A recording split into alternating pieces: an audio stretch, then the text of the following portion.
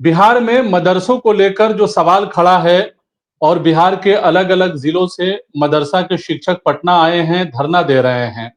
ये सवाल है कि आखिर मदरसों के मसले क्यों नहीं हल हो रहे हैं? कई मुद्दे हैं, हाफिज का मुद्दा है, 1637 का मामला है, इसके अलावा और कई सारे मसाइल हैं मदरसों से जुड़े। हमारे साथ हैं मौलाना एजाज अहमद साहब, जो बिहार मदरसा एजुकेशन बोर्ड के साबिक चेयरमैन हैं, फॉर्मर चेयरमैन हैं और इन्हीं के ज़माने में जब ये चेयरमैन थे, तो उस वक़्त ही 2459+1 मदरसों की मंजूरी का मामला सामने आया था और मुख्यमंत्री नीतीश कुमार ने ऐलान किया था। उसके बाद जो है तमाम मरहलों से ये गुज़रे हैं। सबसे पहले मौलाना एजाज अहमद साहब, स्वागत है, खैर मकदम है हमारे इस प्रोग्राम में आपका। पहला सवाल यही है कि जो मदरसों का ये मसला चल रहा है, इसके ऊपर आपका क्या कहना है?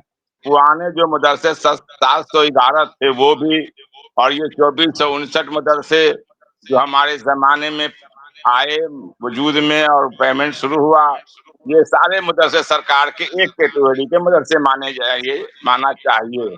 लेकिन सरकार इसको मुख्तलिफ कैटेगरी में रख करके और इसके मामलात को दबाती रहती है।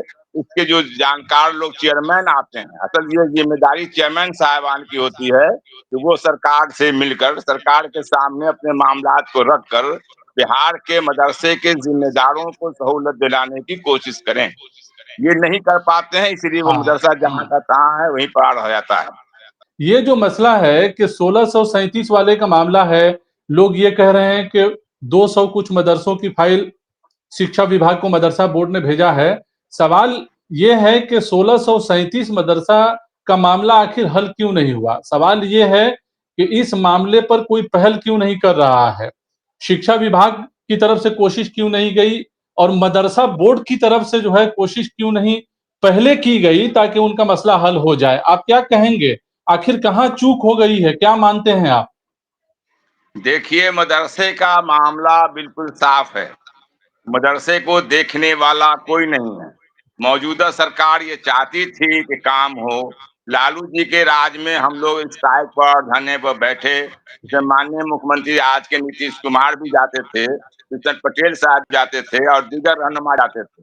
सबों ने वादा किया था कि अगर हमारी सरकार बनती है तो हम फौरन मदरसे का मसला तय करेंगे, जो मेरे चेयरमैन से में तय हुआ।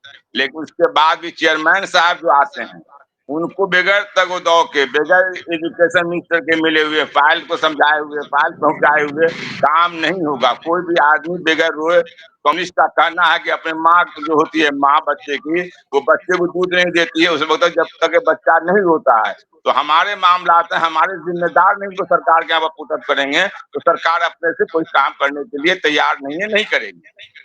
तो कौन किसको करना चाहिए था? किसको पहल करना चाहिए था? मदरसे के लोग तो धरना दे रहे हैं, वो अपने मामले को लेकर जो है काफ़ी स्ट्रगल कर रहे हैं, लेकिन कोई सुनेगा नहीं, तब तक जो है उनके मसले हल कैसे होंगे? आप क्या मानते हैं? देखिए, मदरसा बोर्ड के जो ज़िम्मेदार टीचर हैं, मदरसे से मुत्तल्लिक़ जो टीचर हैं या मुंतज़िमा कमेटी है, ये तो बेचारे महज़ हैं। ये तो अपने से कोशिश करते हैं, अपनी माँग करते हैं, अपने मेमोरेंडम देते हैं, लेकिन कराने वाला तो जो चेयरमैन मदरसा बोर्ड का है या सरकार एजुकेशन मिनिस्टर जो है, ये दोनों के करने से ये काम होगा। तो सबसे ज़्यादा अहम रोल चेयरमैन मौसूफ का होता है। जो भी चेयरमैन आएँगे, जैसी मेहनत करेंगे, उस जी, हिसाब से काम होगा। आपको तो याद जो होगा हुँ, हुँ, जी, आपको याद होगा कि 2009 में मेरी बहाली हुई थी चेयरमैन के हैसियत से, और हुँ, मैंने 10 में इस फाइल को यहाँ तक पहुँचाया कि वो फाइल अपने हतमी फैसले को गया, और जो बजट उस वक़्त कैबिनेट ने पास किया 100 करोड़ 48 लाख कुछ हज़ार कुछ रुपए का, वो उस वक़्त मंजूर होके रखा हुआ है। उस वक़्त जो 205 और 609 मदरसे की फाइल मंजूर हुई, उसके बाद से एक मदरसा फाइल मंजूर नहीं हुआ। उसकी वजह से मौजूदा चेयरमैन होते हैं। जो चेयरमैन जिस वक़्त आए उन्होंने उस वक़्त तवज्जो नहीं दिया, वो काम नहीं हुआ। अगर वो काम करना चाहते हाँ, और काम हाँ, कराते तो शायद आज एक मदरसा भी बाकी नहीं होता। सिर्फ 1600 नहीं बल्कि और भी 300 कुछ मदरसे की फाइल वहाँ मौजूद है। तकरीबन 19-20 मदरसे की फाइल वहाँ मौजूद है।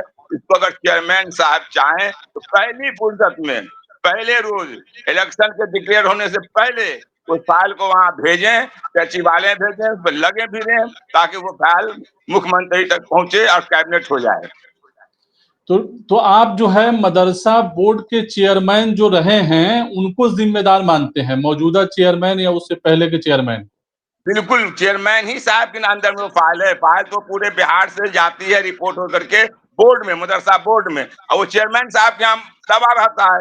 अगर चेयरमैन साहब उस काम को करेंगे, मुख्यमंत्री साहब से मिलेंगे, एजुकेशन मिनिस्टर से मिलेंगे, कमिश्नर साहब से मिलेंगे और उस फ़ाइल को भिजवाएँगे तब ना मुख्यमंत्री के पास तक फ़ाइल जाएगा। मुख्यमंत्री का इसमें कोई कसूर नहीं है। कसूर जो होता है वो बीच के लोगों का है जिसमें चेयरमैन है और एजुकेशन डिपार्टमेंट। तो मौजूदा जो चेयरमैन है वो तो कह रहे हैं कि हम लोग दिन-रात काम कर रहे हैं, मदरसा बोर्ड को खोलकर मतलब कि 10 बजे रात तक और 11 बजे रात तक काम कर रहे हैं। आप भी चेयरमैन रह चुके हैं, तो क्या मानते हैं आप कि इतना जब काम हो र किया जा रहा है, इतना जब मदरसा बोर्ड मेहनत कर रहा है, फिर भी जो है ये मसला लटक गया और मदरसा शिक्षकों को सड़क पर उतरना पड़ा, वो मायूस हैं, वो परेशान हैं कि हमारे मसले हल होंगे भी या नहीं होंगे, तो आप क्या कहना है आपका? देखिए, कहना कुछ और होता है, करना कुछ और होता है। मैंने कभी नहीं कहा था अपने 3 साल के टर्म में कि मैं 22 घंटा काम करता हूँ, 18 घंटा काम करता हूँ। लेकिन जो काम किया पूरे बिहार के लोग जानते हैं, यही टीम थी, यही मदरसे की स्टाफ थे जो आज भी मौजूद हैं। उसमें से कुछ रिटायर कर गए, कुछ नए आ गए हैं। काम करने से होगा, सिर्फ कहने से कुछ नहीं होगा। काम किया जाए तो 1 हफ्ते में वो काम मुकम्मल होके सरकार के यहाँ पहुँच सकता है। इसमें करना क्या है?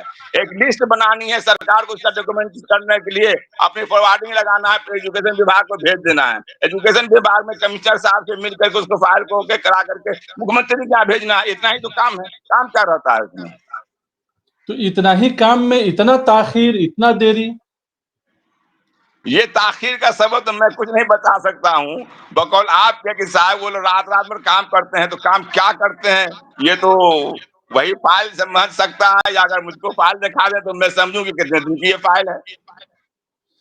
तो मदरसा शिक्षकों की अभी हालत क्या देखते हैं आप? आप खुद चूँकि मदरसा बैकग्राउंड से हैं, मदरसे से जुड़े हुए हैं, चेयरमैन रह चुके हैं और अभी भी मदरसा से कनेक्शन आपका है। तो मदरसा शिक्षक जो मुश्किल में हैं, जिनकी फ़ाइल वहाँ लटकी हुई है चाहे वो 1637 के मामला हो, साइंस टीचर का मामला हो, हाफ़िज़ का मामला हो, आप मसला क्या देखते हैं कि वाक़ई वो उनकी उनकी मुश्किलें हैं और वो परेशान हाल हैं? बिल्कुल उनकी मुश्किलें हैं, मैं उनके साथ खड़ा हूँ। उनको जहाँ मेरी ज़रूरत समझ में आए, मैं वहाँ पर रहने के लिए उनके साथ खड़ा रहूँगा, ये मैं उनसे वादा करता हूँ। ये मुबारकबाद के मुस्तहिक हैं कि देर ही से सही, लेकिन अपनी माँग को लेकर के पटना में डटे हैं। ये उनका हक है, ये उनका जायज़ माँग है। बगैर पैसा के और बगैर इंतज़ाम के कोई भी कितना भी काम करेगा, ये उनको काम पैसा नहीं मिलता है, ये उन पर ज़ुल्म और ज़्यादती है। फंडामेंटल राइट का उल्लंघन है, ये उनका हक है, इसलिए उनको मिलना चाहिए। हम उन लोगों को मुबारकबाद देते हैं कि वो लोग डटे रहें आखिरी वक़्त तक।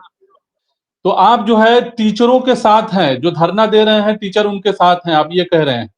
बिल्कुल उनकी जायज़ माँगे हैं। मैं जायज़ का हर काम करने वाला के साथ रहता हूँ। वो तो टीचर हमारे हैं, हम उनके को टीचर अपने ग्रुप में मानते हैं, अपना आदमी मानते हैं। ये उनकी जायज़ माँग है, उनको मिलना चाहिए। तो शिक्षकों के मसला हल नहीं हो रहा, आप कह रहे हैं कि कितने दिनों तक बगैर पैसे के शिक्षक पढ़ाएँगे, ज़ाहिर है उनकी मुश्किलें हैं, तो इससे तो पढ़ाई भी डिस्टर्ब हो रहा ना मदरसों का, बच्चों का भी नुकसान है, लोगों का नुकसान है, समाज का नुकसान है। भाई बहुत अफ़सोस के साथ एक बात कहना पड़ता है जो तमाम मामले मदरसे ही से मुंसलिक हैं। 22/4/2022 को सरकार ने एक नोटिफ़िकेशन किया, जो माइनॉरिटी इदारे का बिल्कुल उल्लंघन है, माइनॉरिटी इदारे को ख़त्म कर देना है और उसके खिलाफ हम लोगों ने एहतजाज किया, हम लोग मिले और काम नहीं हो पा रहा है। इसलिए सरकार की नीयत पर भी तबाह होता है, अगरचे सरकार काम करना चाहती थी, सरकार चाहती है कि साहब मदरसे वालों का भला हो, मदरसे वालों को बहुत कुछ सरकार ने दिया है। मैं सरकार से अगर वो इस बात को सुन रही हो तो मैं उनसे भी गुज़ारिश करना चाहता हूँ कि वो अपने तौर पर इस मामले को सरकार नोटिफ़िकेशन में ले और फ़ाइल को मँगवाए और फ़ाइल पर काम करे ताकि मदरसा वालों का भला हो। उसी तरह से जी। 22/4/2022 हुँ। के नोटिफ़िकेशन को भी सरकार रद्द कराए और बहाली का परवाना जो इदारा है उसको दे जैसे पहले बहाली होता था। सरकार के जो अभी नोटिफ़िकेशन है उससे ज़्यादा अच्छे अंदाज से पहले ही बहाली होती थी। मैंने तो विजय बाबू चौधरी जो एजुकेशन मिनिस्टर थे विजय चौधरी, मैंने उनसे कहा था कि आप डीओ को कहते हैं कि साहब वो करेगा तो बेईमानी खत्म हो जाएगी। पूरे बिहार के डीओ में से किसी एक को आप बुलवा लीजिए और मेरे सामने वो सिर्फ ये कह दे कि साहब मैं जो तनख्वाह महीना की देता हूँ उसमें से कमीशन नहीं लेता हूँ। जब वो महीना की तनख्वाह देता है टीचर को, उसमें वो कमीशन लेता है, तो बहाली में क्या करेगा? इसी मामले को लेकर के हाई कोर्ट में लोग गए हुए हैं। हाई कोर्ट में तारीख पर तारीख हो रहा है। मदरसे की हालत ये है कि बहुत सारे मदरसे में बगैर टीचर के मदरसे में ताला लगा हुआ है, ताला बंद है। जहाँ पढ़ाई होता था वो भी खत्म हो गया है। सरकार की बात नहीं समझ में आती है।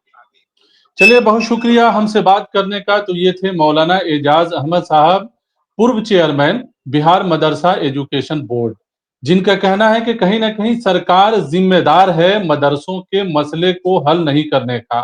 तो जाहिर है मदरसे के सिलसिले में अगर कोशिश सरकार की तरफ से नहीं की जाएगी और शिक्षकों के मसले को हल नहीं किया जाएगा, तो मदरसा तालीम की बात करना बेमानी है। उसी के साथ मदरसों में शिक्षकों की बहाली का मामला भी शुरू करना होगा, ताकि मदरसा बंद होने से बच सके। बहरहाल इस प्रोग्राम में इतना ही। हमें दीजिए इजाजत। शुक्रिया।